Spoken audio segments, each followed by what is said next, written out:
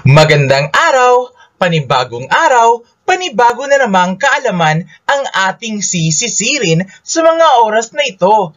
Ako si Teacher Jan, ang makakasama ninyo sa inyong paglalakbay. Binabati ko kayo dahil nakarating na kayo sa bahaging ito.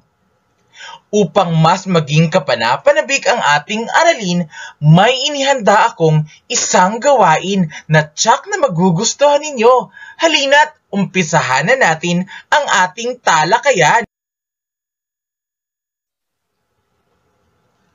Alam nyo ba na hitik sa mga mayayamang panitikan ang ating mga ninuno? Ang kanilang pang-araw-araw na pamumuhay ay ang kanilang inspirasyon sa nilalaman at estilo ng kanilang literatura bago pa man ang pananakop ng Kastila at iba pang lahi sa ating bansa. Kaya, sa araling ito, ang magagandang pag-uugali, mga karunungan at pagkakakilanlan nating Pilipino ang inyong mabibigyang sulyap. Mababalik tanaw nyo rin ang ating kahapon na tiyak na maipagmamalaki ninyo na tayo ay mga Pilipino. Bago natin busisiin ang mga kaalamang ating pag-aaralan sa araw na ito, meron muna ako ditong isang paunang gawain. Ito ang magiging panuto sa inyong gawain.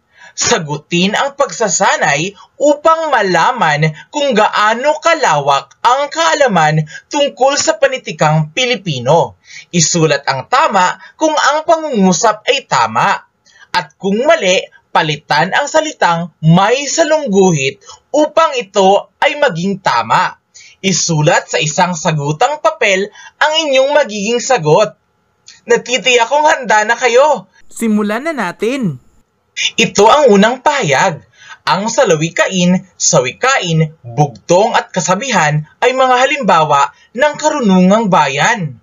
Ano kaya ang sagot? Tama! Ito ay mga halimbawa ng karunungang bayan. Pangalawang pahayag. Ang pabula ay isang anyo ng panitikan kung saan ang gumaganap ay mga hayop o kaya mga bagay na walang buhay. Ano kayang sagot? Tama pa rin! Pabula ang tawag sa mga kwento na ang nagsisipagganap ay mga hayop. Pangatlong pahayag. Ang maikling kwento ay isang uri ng panitikan na naglalayong maitanghal sa entablado. Ano kaya ang sagot dito? Tingnan natin. Mali! Kasi nga, ang isang uri ng panitikan na naglalayong maitanghal sa entablado ay isang uri ng panitikang dulang pantanghalan. Dulang pantanghalan ang sagot sa pangatlong pahayag. Ngayon, alam kong may sapat na kayong kaalaman sa kung ano ang ating pag-uusapan. Tama! Ito ay tungkol sa mga karunungang bayan.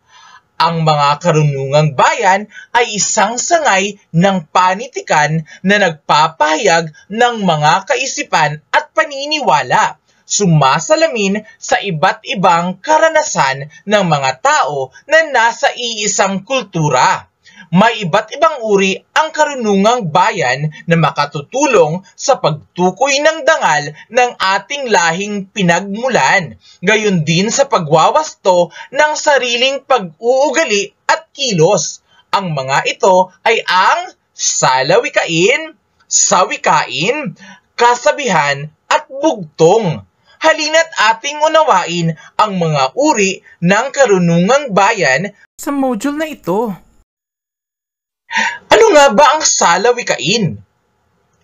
Ang salawikain ay ang mga pahayag na sinasabing pinag-ugatan ng panulaang Pilipino. Kadalasang nagtataglay ito ng mga sukat at tugma.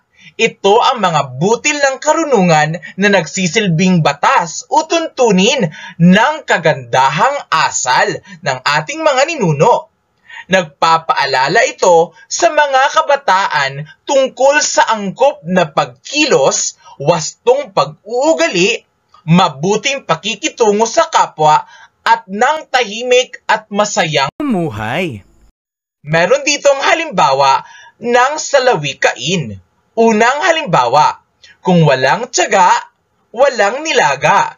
Tama, kasi kapag nagsikap ka, syempre may tagumpay na iyong makukupo.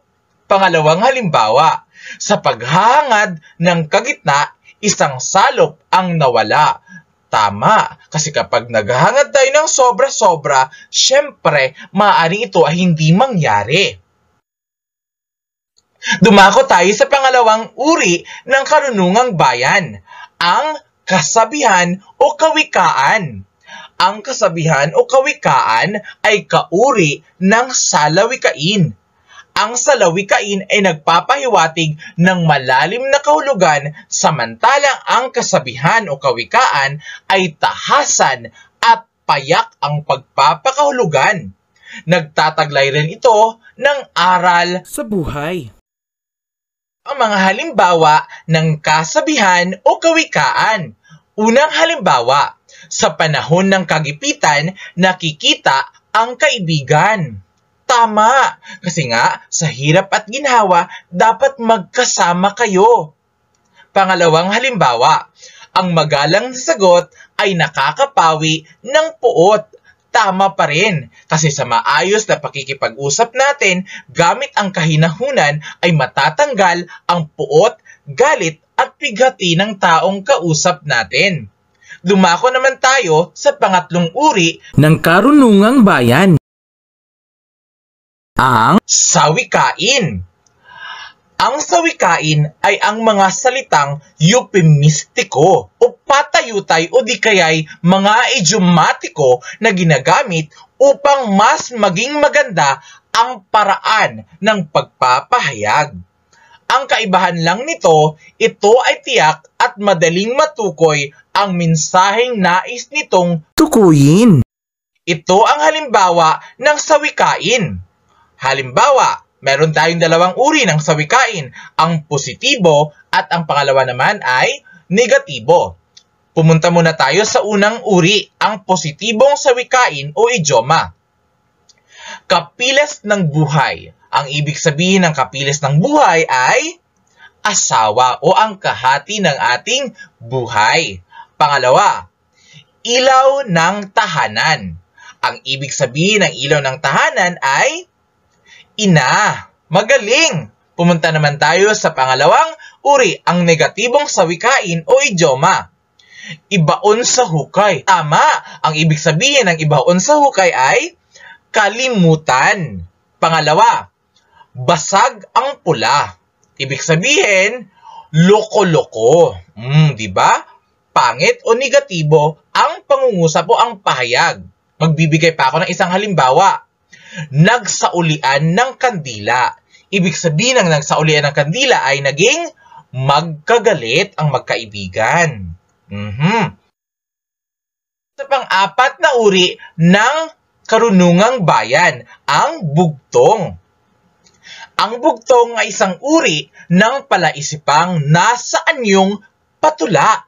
Ang mga bugtong ay kadalasang kaisipang patungkol sa pag-uugali, pang-araw-araw na buhay at katutubong paligid ng mga Pilipino.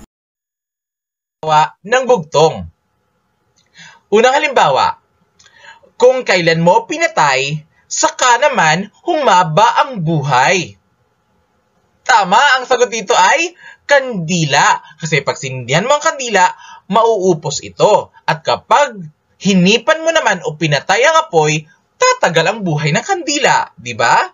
Pangalawang halimbawa, baboy ko sa pulo, ang balahiboy, pako. Ang sagot dito ay langka. Kasi kung makikita natin, kung nakakita na kayo ng langka, ang langka ay merong mga tinik. Tama, matinik ang langka, gaya ng pako. Palakpakan natin Ang ating mga sarili. Balikan natin ang apat na halimbawa ng karunungang bayan. ng karunungang bayan ay ang salawikain, magaling. Pangalawa, ang kasabihan o kawikaan, magaling. Pangatlo ay ang sawikain. At panghuli ay ang Bugtong, magaling mga bata at alam kong alam niyo na ang kahulugan ng mga karunungang bayan na ating pinag-aralan. Mahusay, palakpakan ninyo ang inyong mga sarili. Magaling! At kung gusto ninyong malaman kung saan ko kinuha ang mga larawang ginamit sa aking pagtatalakay, ng mga larawan. Pwede ninyong kopyahin, ngunit tandaan, lagyan ng credits ang paggamit natin ng mga larawan. Paalam hanggang sa susunod muli. Ito ang inyong guro, si Teacher Jan, nagsasabing, ang batang matalino, tsak, aasenso. Paalam hanggang sa susunod nating pagkikita.